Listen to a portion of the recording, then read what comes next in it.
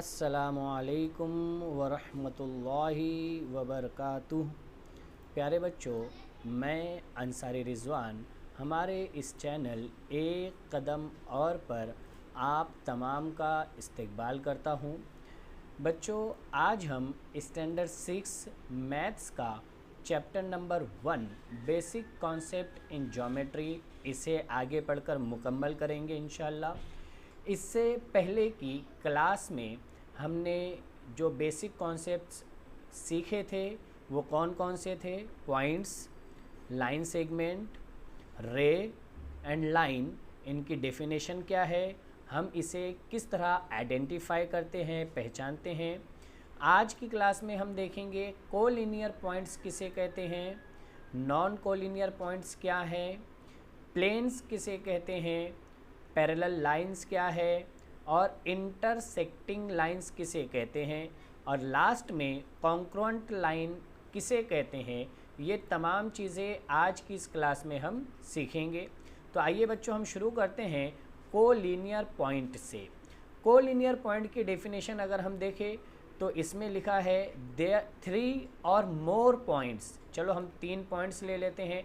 मैंने पहला पॉइंट लिया ए, पहला दूसरा लिया बी और थर्ड पॉइंट मैंने लिया है C, which lie on a single straight line. अगर मैं कोई एक लाइन ऐसी ड्रॉ करूँ जो इन तीनों पॉइंट से पास हो तो हम क्या कहेंगे? Then we said the points are collinear points. तो ये तीनों पॉइंट्स कैसे रहेंगे? कोलिनियर पॉइंट्स रहेंगे। Point A, point B and point C are collinear point. ठीक है बच्चों, याद रखेंगे कि यहाँ पर तीनों point A, point B, point C, ये सेम लाइन के ऊपर रहना चाहिए, एक ही लाइन पर रहना चाहिए, तो ही हम इसे कोलिनियर पॉइंट्स कहेंगे। आइए एक और एग्जांपल मैं आपके सामने यहाँ पर रखता हूँ। मैंने एक पॉइंट लिया P, दूसरा पॉइंट लिया है मैंने Q, उसके बाद मैंने एक पॉइंट लिया R, मैं चौथा पॉइंट भी लेता हूँ यहाँ पर पॉइंट S, और मैं एक लाइन ड्रॉ करता हूँ जो इन चारों पॉइंट से पास होती है। ये लाइन के ऊपर सब पॉइंट आ गए हैं तो मैं क्या कहता हूँ? Point P, point Q and point R and point S are collinear point. Point P, Q, R and S ये सब एक ही लाइन पर है, इसीलिए हम इसे कोलिनियर पॉइंट्स कहेंगे। कुछ और एग्जाम्पल हम देखते हैं। यहाँ पर मैंने यहाँ पर पहला पॉइंट लिया A, दूसरा पॉइंट लिया B और तीसरा पॉइंट मैंने यहाँ ऊपर की तरफ लिया C। अब मुझे एक ऐसी लाइन ड्रॉ करनी है, सुनेंगे ध्यान से, एक ऐसी लाइन, ओनली वन लाइन हमें ऐसी ड्रॉ करनी है जो तीनों पॉइंट से पास हो।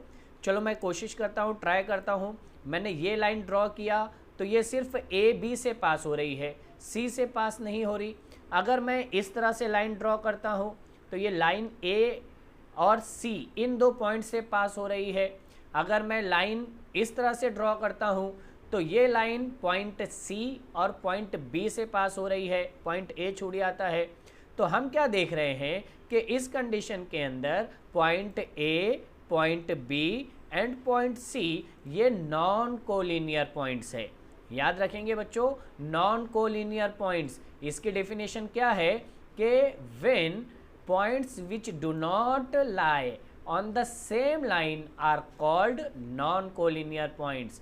इसकी एक और एग्जांपल लेते हैं। मैंने पहला पॉइंट लिया है P, दूसरा लिया है Q, तीसरा लिया है R और उसके बाद मैंने एक पॉइंट लिया है S। अब मुझे क्या करना है? एक ऐसी लाइन ड्रॉ करनी है, स्ट्रेट लाइन, जो इन चारों पॉइंट से पास हो।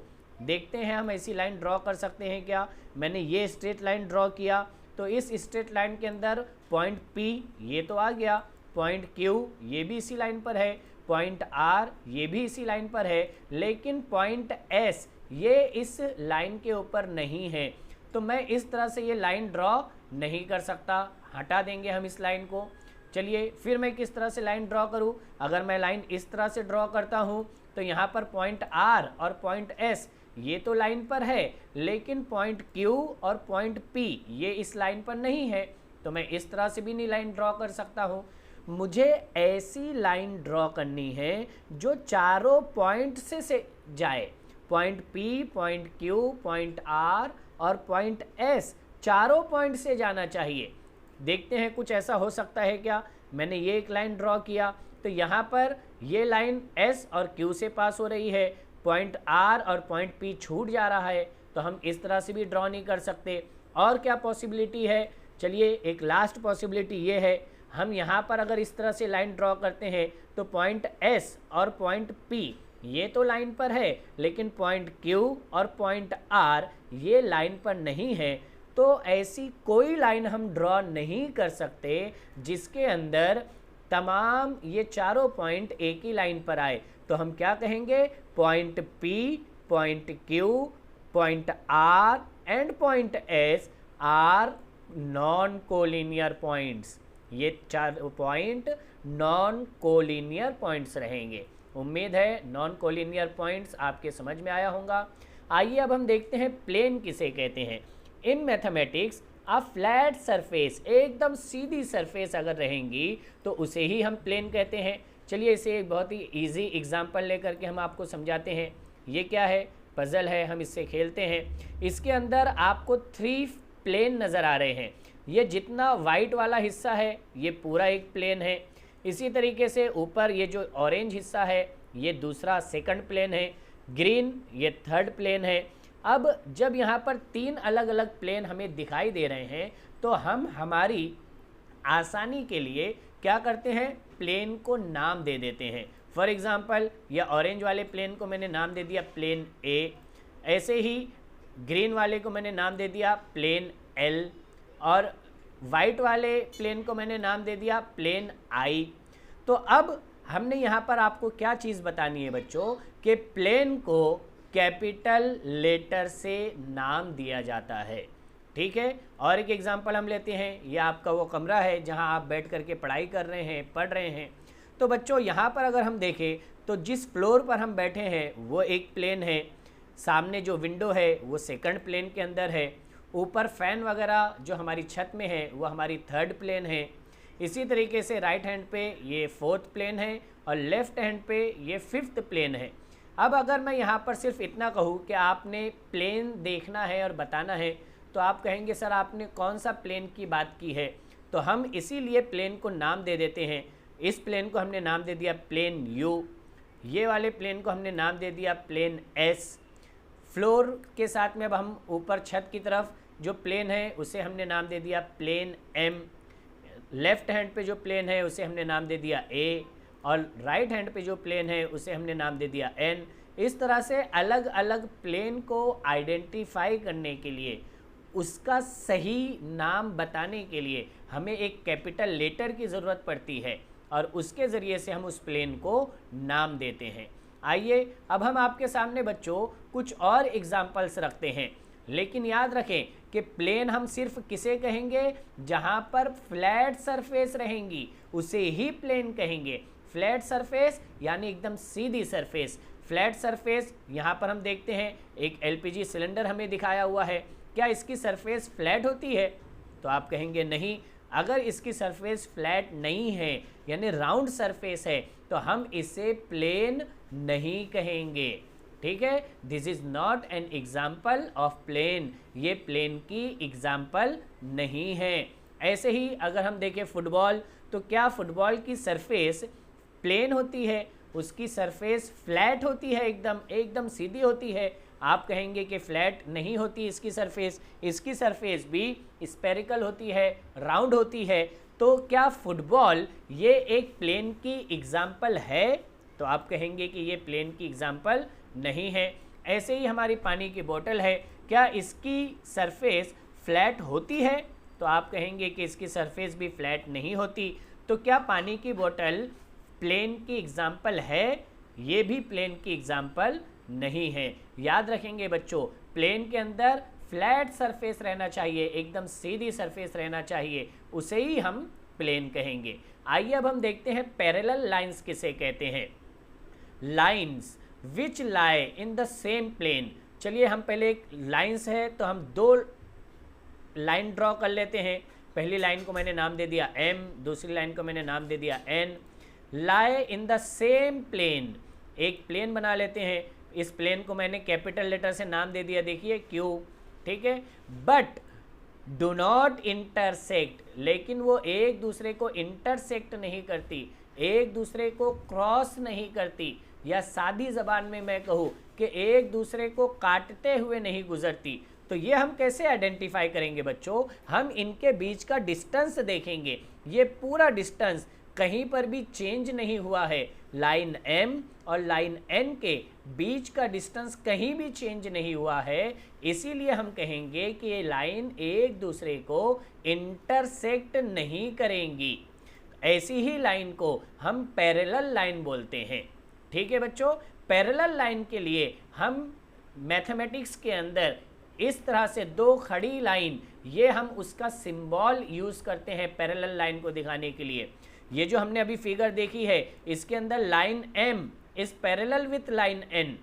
अगर मैं, ये तो हमारा सेंटेंस है, इसे अगर हम मैथमेटिकल लैंग्वेज में लिखेंगे तो ये लाइन M, तो लाइन M कौन सी है हमारी, लाइन M ये है, ठीक है, ये वाली लाइन M, ये पैरेलल है, पैरेलल का साइन ये वाला है, चलिए मैंने यहाँ पर लिख दिया पैरेलल विथ लाइन N।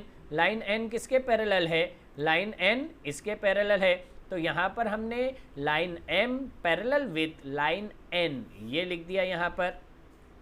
इसे ही अगर मैं रिवर्स करके कहूँ कि line N is parallel with line M, तो ये भी हमारा सही रहेगा। इस कंडीशन के अंदर हम पहले लाइन N लिखेंगे, उसके बाद पैरेलल का साइन लगाएंगे और उसके बाद लाइन M लिख देंगे, ये हमारा आंसर हो गया। पैरेलल लाइन के वास्ते बच्चों आपने तीन चीज़ें एकदम अच्छे से याद रखनी है। यही तीन चीज़ों के ऊपर आगे हम एक्सप्लेनेशन और देने वाले हैं।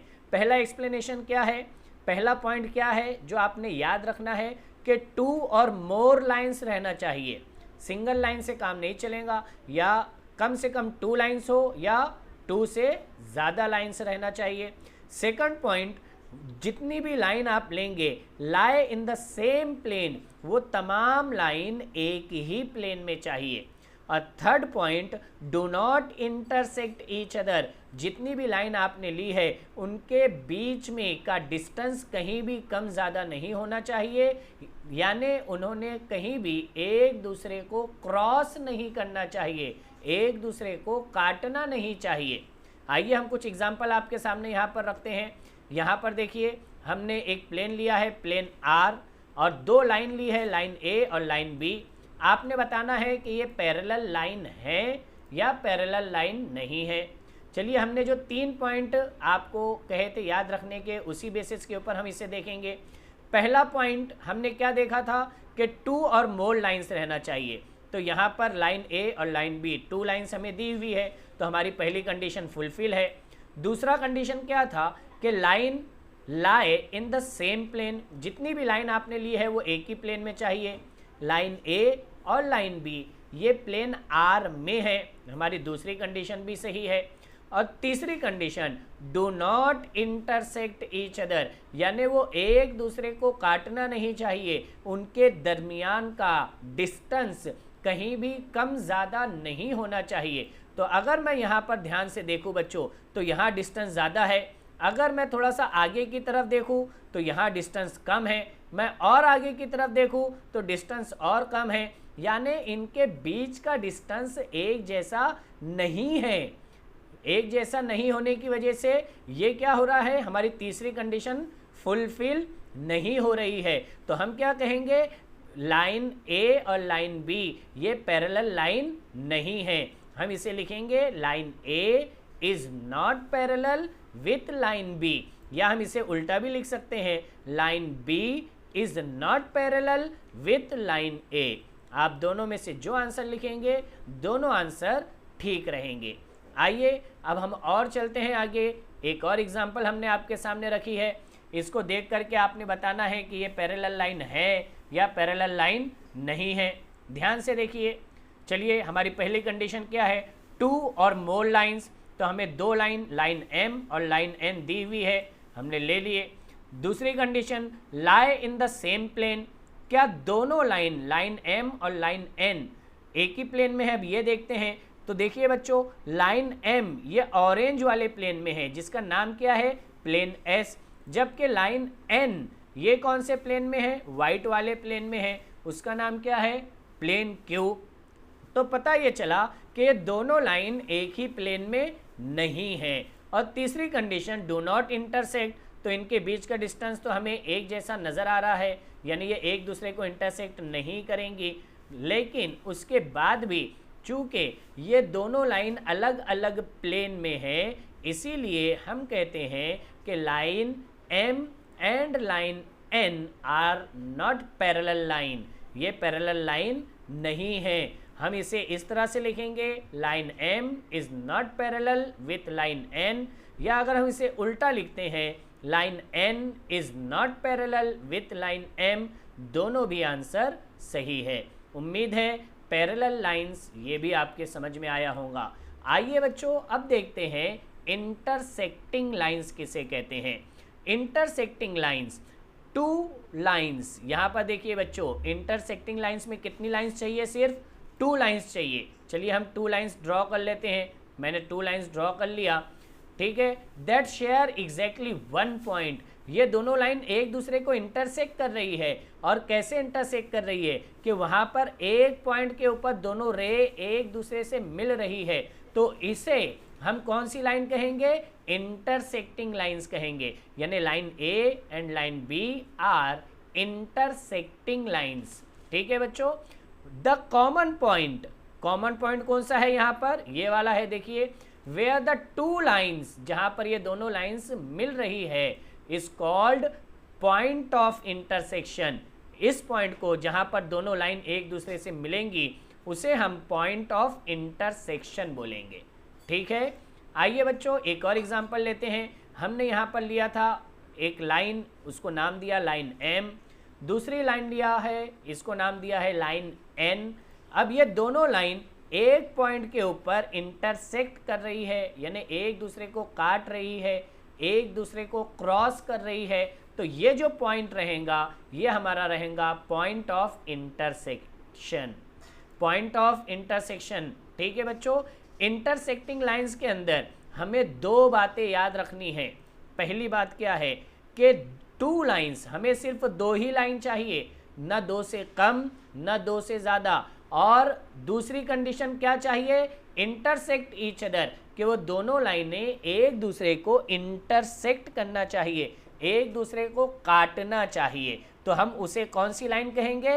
इंटरसेक्टिंग लाइंस कहेंगे। अब अगर कोई बच्चा ये कहे कि सर मैं 3 लाइन लेता हूँ, मैंने पहली लाइन लिया, ये दूसरी लाइन लिया, और इसके साथ में मैंने एक तीसरी लाइन भी ले लिया, तीसरी लाइन भी ले लिया, लाइन ए, लाइन बी और लाइन सी, तो क्या हम इसे इंटरसेक्टिंग लाइन कहेंगे? तो बच्चों इसका आंसर है नहीं, हम इसे कॉन्ग्रुएंट लाइंस कहेंगे। ये हमारी कौन सी लाइंस रहेंगी? Congruent line. देखिए इसकी डेफिनेशन क्या है? 3 और मोर लाइंस, अगर हमें 3 या 3 से ज़्यादा लाइन दी हुई हो, जैसे यहाँ हमें 3 लाइन दी है and passing through same point, वो एक ही पॉइंट से पास हो रही है, तो हम इस तरह की लाइन को कॉन्ग्रुएंट लाइन कहते हैं। याद रखेंगे बच्चों, कॉन्ग्रुएंट लाइन के अंदर जो कॉमन पॉइंट होता है, जहाँ पर तीनों लाइन एक दूसरे से मिलती है, जहाँ से तीनों लाइन पास होती है, उस पॉइंट को हम कहते हैं पॉइंट ऑफ कॉन्ग्रुएंसी। उसे क्या कहते हैं? Point of congruency. जिस पॉइंट से तीनों लाइन पास होती है उस पॉइंट को हम कहते हैं पॉइंट ऑफ कॉन्ग्रुएंसी। ऐसे ही बच्चों लाइन ए, लाइन बी और लाइन सी, हम क्या कहेंगे कि ये तीनों लाइन कौन सी लाइन है? कॉन्ग्रुएंट लाइन है। और ये जो हमने पॉइंट लिया है M, ये point M is a point of congruency. Point M क्या है? पॉइंट ऑफ कॉन्ग्रुएंसी है, यानी इस पॉइंट के ऊपर, पॉइंट M के ऊपर से लाइन A, लाइन B और लाइन C तीनों पास हो रही है। उम्मीद है जितना समझाया गया आपके समझ में आया होगा। आइए अब हम देखते हैं प्रैक्टिस सेट नंबर 1। इसके अंदर पहला क्वेश्चन हमारा है जिसके अंदर हमें एक फिगर दी गई है, इसमें से कोलिनियर पॉइंट्स हमें ढूंढ करके लिखने हैं। सेकंड क्वेश्चन में हमें रे के नाम लिखने हैं। थर्ड क्वेश्चन के अंदर हमें लाइन सेगमेंट इसके अंदर से क्या है वो लिखना है। और फोर्थ के अंदर हमें लाइंस के नाम लिखने हैं। इसी के साथ साथ सेकंड क्वेश्चन है कि right the different name of line. इस फिगर के अंदर से लाइन के डिफरेंट नेम आपको लिखने हैं। बच्चों, अगर आपने हमारा पहला पार्ट इस वीडियो का नहीं देखा है तो डिस्क्रिप्शन में उसकी लिंक रहेंगी, आप वहां से उसे देख ले ताकि इस प्रैक्टिस सेट के होमवर्क को सॉल्व करने के अंदर आपको आसानी हो।